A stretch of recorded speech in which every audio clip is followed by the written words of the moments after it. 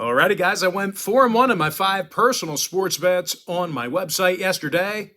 And if you want to see a video breakdown of every single one of my personal plays here today, you may want to think about signing up for my all-inclusive full access board member package. But before I talk more about that, just want to take a quick timeout and welcome you to my NBA free pick video here today for Wednesday, March 29th, 2023. Happy hump day to you. Weekend's right around the corner. We're halfway there.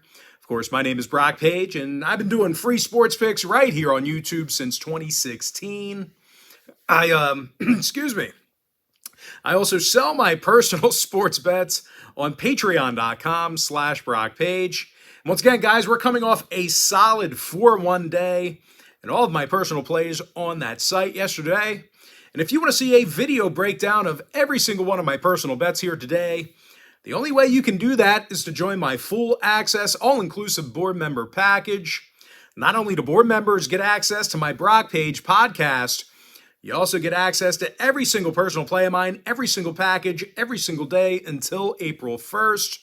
I currently have over 580 members who are signed up and active on my site right now. And you may be wondering what the difference is between what I do here on YouTube and what I do on my website. Well, what I do here on YouTube is I'll handicap the entire slate of games in any given sport, side, and total. And what I do on my website is I actually share with you which one of these free picks on these videos that I'm actually betting on personally. And with that, guys, let's go ahead and dive into some free content. We're going to start off with the Bucks at the Pacers, 7 o'clock East. Milwaukee's minus 11.5 on the road, totals 238 and a hook. Now, the Bucks have been pretty dominant over Indy in recent gatherings. They're 9-1 in their last 10 contests against the Pacers. They also averaged a staggering 129 points a game in those meetings I just mentioned. Giannis Antetokounmpo, he scores a team-best 31 points a game along with 11 boards. Meanwhile, Bobby Portis grabs just about double-digit rebounds a game himself. He's also averaging 13 points per contest. Now, they're facing a Pacer team who gives up a lot of points on defense, does a terrible job of rebounding the basketball. Indy's in the bottom 3 in defensive boards per game. And of course, no real shock here. They're grabbing fewer offensive boards per contest than most clubs in the East. Now, injury-wise, Miles Turner and Buddy Hield are questionable for the Pacers. Halliburton, Duarte, and Brown are out. Meanwhile, for the Bucks on the other side of things, Crowder and Leonard are out for them. When it comes to the total, 5 out of Milwaukee's last 9 did get over the line. They also went 8-2 to the over in their last 10 against Indy. So if you're into historical trends, plenty of overs to go around. The Pacers went 60% to the over in their last 10 themselves. Give me the Bucks minus 11.5 over 238 and a hook. Next game, Mavs Sixers, 7:30 p.m. East. Philadelphia's minus 4.5, totals 231. And as bad as Dallas is on the road, the Sixers have really kind of put it into cruise control here. They lost 4 out of their last 5, and they may have to go to work without their top scorers. James Harden, Joel Embiid, they're both nursing lower body injuries. Keep an eye on their status. And in their last 10 meetings with Dallas, the Sixers have been held to just 106 points a game. Now, they're facing a Mavs team who plays some pretty tough defense despite their recent struggles. Dallas is actually in the top 3 in fewest third-quarter points allowed on the road. They're also one of the tougher teams to shoot against from three-land. Luka Doncic has a bunch of steals on the season and also grabs 7 defensive boards a night. Now, Doncic is currently second in the NBA in scoring, right behind Joel Embiid. Now, Kyrie Irving, he's scoring 26 points a game with Dallas, and he makes 50% of his attempts from the field. When it comes to the total, the Sixers saw 6 out of their last 9 stay under the line. Unders against the likes of Denver, Golden State, and Chicago. They also held Dallas to just 107 points a game.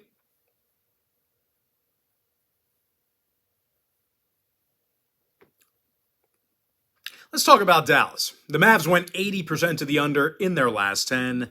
They also saw unders in 21 of their road games. Now, injury-wise, Frank Ntilikina and Maxi Kleber are questionable for the Mavs. Meanwhile, for Philly, James Harden, Joel Embiid are questionable for them. Give me Dallas plus 4.5, under 231. Next matchup, Rockets Nets, 7:30 p.m. East. Brooklyn's -11, totals 229. As bad as Houston is, the Nets haven't been playing good enough to lay double digits. They lost 6 out of their last 7. They're one of the worst rebounding teams in the East. Brooklyn's currently in the bottom 5 in defensive boards at home. They're also grabbing fewer offensive rebounds a game than any other team in the Eastern Conference. They're facing a Houston squad who's actually one of the best rebounding teams in the game. Houston's currently in the top 5 in the NBA in both offensive and defensive boards. And in their last 10 ball games, the Rockets covered the point spread against the likes of Memphis, the Lakers, and the Celtics. Alpi Sengun, he's grabbing 8 rebounds a game and also makes 55% of his field goals. Meanwhile, Jalen Green and Kevin Porter, they average well over 18 points a game respectively. When it comes to the injury report, the Rockets are mostly healthy except for Jayshawn Tate, who is out. Meanwhile, Curry, Sumner, and O'Neal, they are questionable for the Nets. Clown Simmons is still out. Probably won't see him. You'd be hard-pressed to see him in an NBA uniform again. Whoever would do that is foolish, letting this guy step on a court. The guy's an absolute buffoon. Total-wise, 6 out of Brooklyn's last 10 meetings with Houston did stay under the line. So once again, if you're into historical trends, definitely want to think about that one there. The Nets saw unders more recently against the likes of Orlando, Denver, and Sacramento.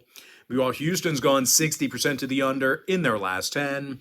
Give me Houston plus 11, keeping that one close, under 229. With that, guys, we're going to jump into our next and final matchup for the video. It's going to be in the Heat-Knicks game, 7:30 p.m. East. New York's -4, totals 224. Now, the Knicks are one of the best rebounding teams in the game right now. They're currently in the top 5 in defensive boards per game at home. And when it comes to offensive rebounding, well, New York grabs more offensive boards a game than any other team in the league, except for Milwaukee. Julius Randle, he averages double-digit rebounds a game and also leads the team in scoring. Meanwhile, Josh Hart's knocking down 55% of his three-pointers with the Knicks this year. Now, New York's facing a Miami team who failed to cover in 5 out of their last 8. Failures to cover against the likes of Brooklyn, Chicago, and Orlando. Now, Miami also plays their worst basketball on the road. They're 15-22 while traveling, and they score fewer points a game on the road than any other squad in the league. Now, injury-wise, Butler and Jovic are questionable for the Heat. Meanwhile, for the Knicks, Jalen Brunson's day-to-day. Jeffries and Washington, they are both out.